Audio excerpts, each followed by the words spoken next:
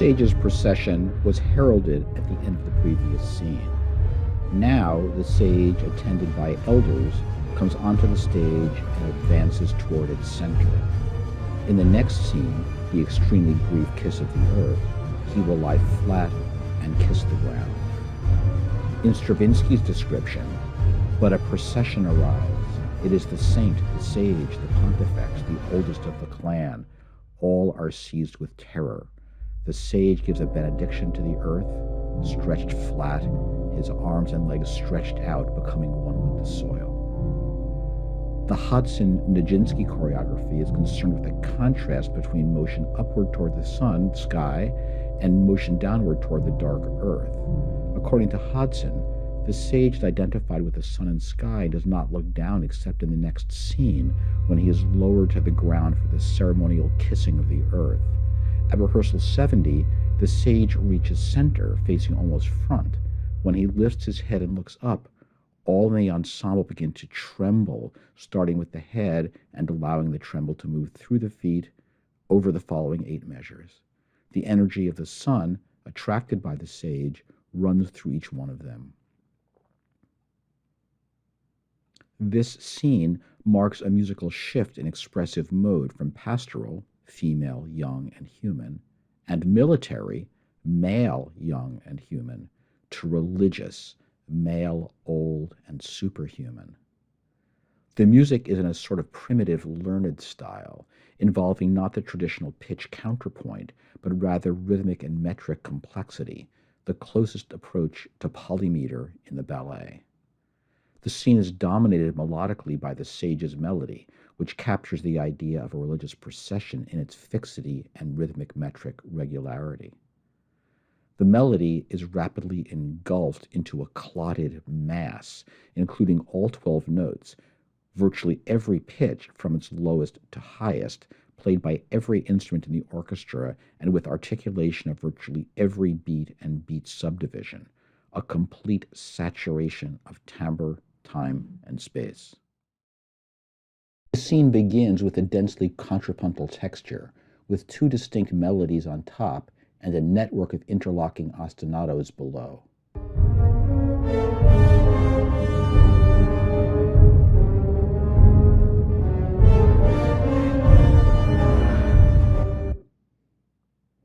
The main melody is the one we have identified as the sage's melody, prefigured in the last 2 blocks of the previous scene.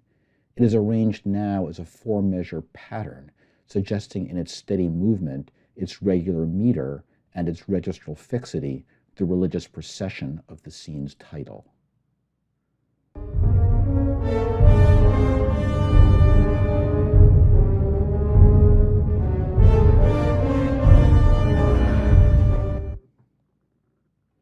The sage's melody is joined in the melodic layer by a new melody, the sage's countermelody, with sporadic interjections that do not align with the regular 4-measure groups of the main melody.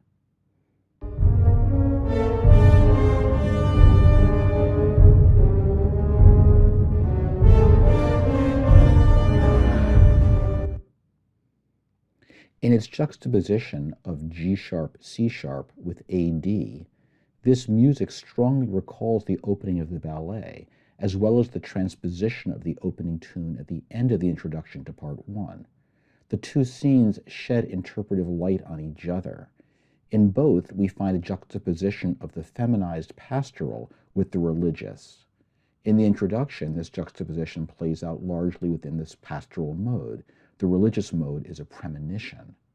In the procession of the oldest and wisest, the same juxtaposition has been transposed to a different expressive environment in which the fragile pastoral AD is crushed by the oppressively patriarchal religious G-sharp, C-sharp, and its attendant layers of harmonization.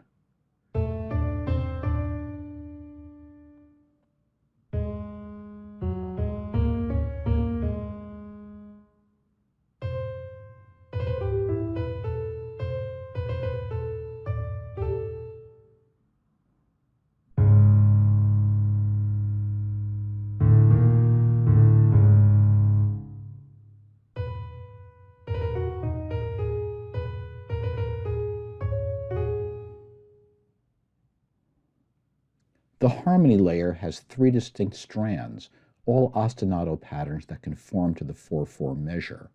These generally affirm as a pitch center either G sharp, associated with the sage's melody, or D, associated with the sage's counter melody.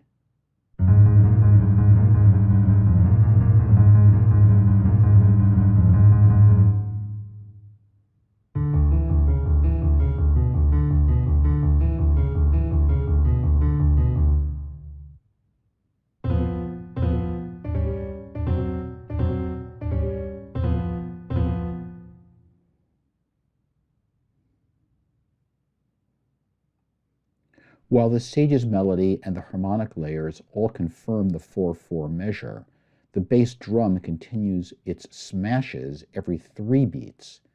The two patterns coincide on beat 1 every 3 measures, as in the downbeat of the 4th measure of the block.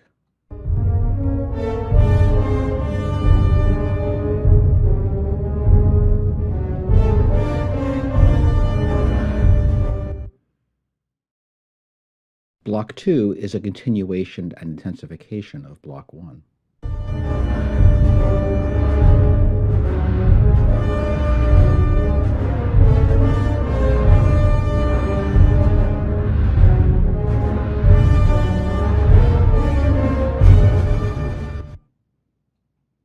The sage's melody continues as before in its 4-measure pattern, and their counter melody continues with its regularly spaced interjections.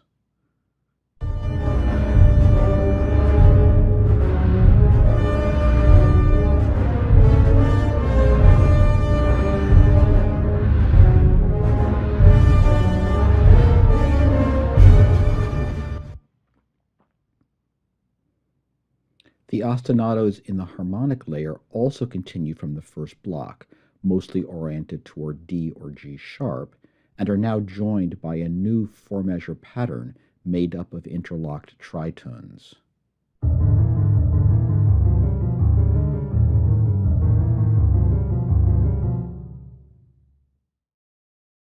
In the meantime, the regular smashes in the bass drum continue to assert 3/4 meter, reinforced by tam-tam on the offbeats.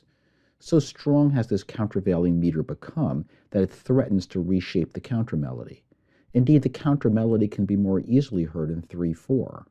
The 48 quarter note beats of the first 2 blocks can be thought of either as 3 groups of 4/4/4 measures, strongly suggested by the sage's melody and the harmonic ostinatos, or as 4 groups of 4/3/4 measures.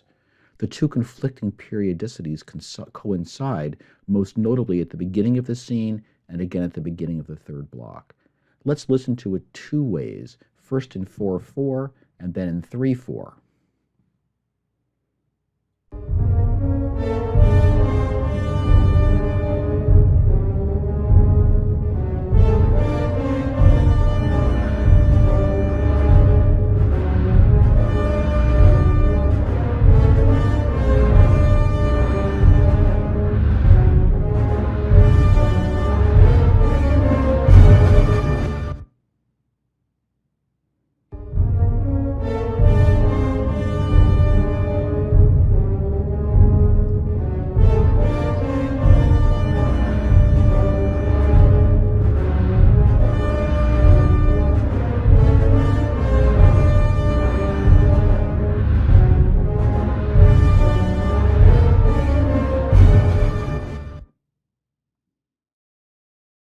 This block is the culmination of the rapid textural accumulation in this short scene.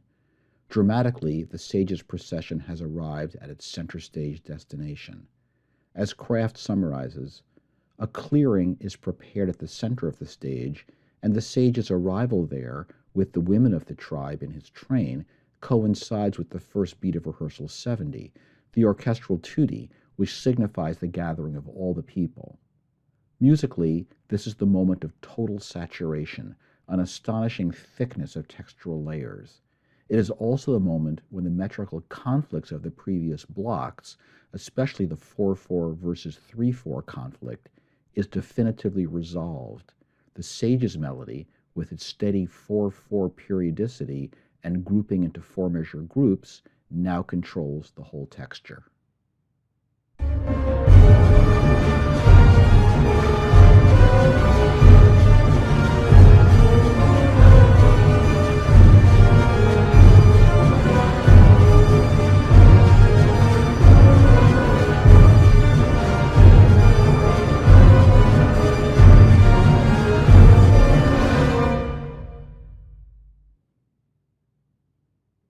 The sage's melody continues as before in its strict four-measure pattern. In this 48-beat block, it is stated 3 times. The notated time signature has changed from 4/4 to 6/4, so the 3 statements of the tune fill out 8 measures. At the same time, the counter melody also continues, but now in a recurring 8-beat pattern. In the first 2 blocks, it entered unpredictably. Now it has fully adjusted to the regularity of the sage's melody.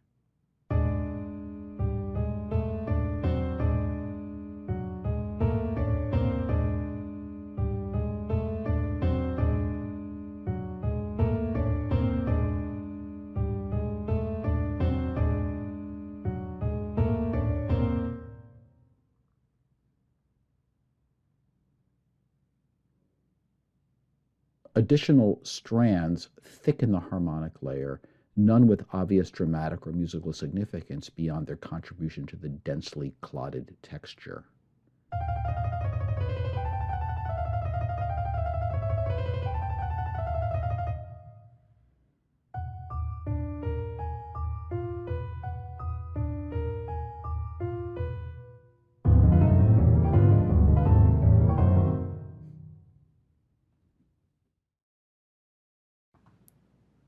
There is a sudden halt in the motion as the procession comes to an abrupt end. The sage kneels down to kiss the earth in a moment of quiet benediction. The expressive mode is religious, hushed, and awestruck. The Hodson-Nijinsky choreography has the sage lowered to the ground by the elders for the first 3 of the 4 repeated Fs, with the actual kiss coincident with the 4th F. At the string harmonics chord that follows, the sage is back on his feet and looks at the sun, as do all of the people. I actually think it makes better sense to imagine that first the sage slowly kneels down and that the kiss takes place during the string harmonics chord, one long, quiet, gentle blessing before all hell breaks loose.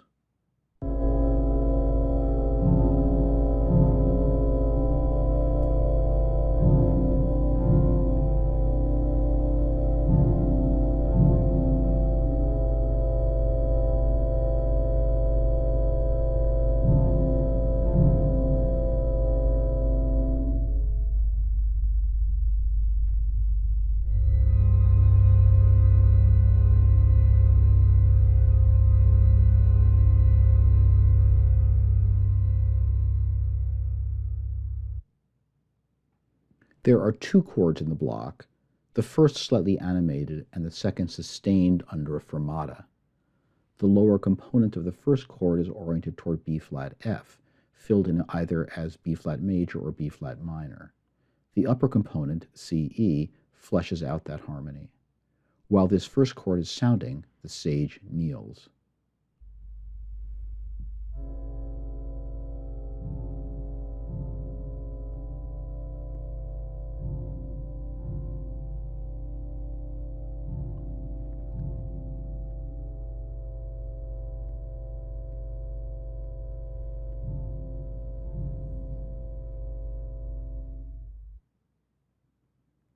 The second chord is basically a chord on C, strongly connected to the main chord in the next scene, C, E, F sharp, G.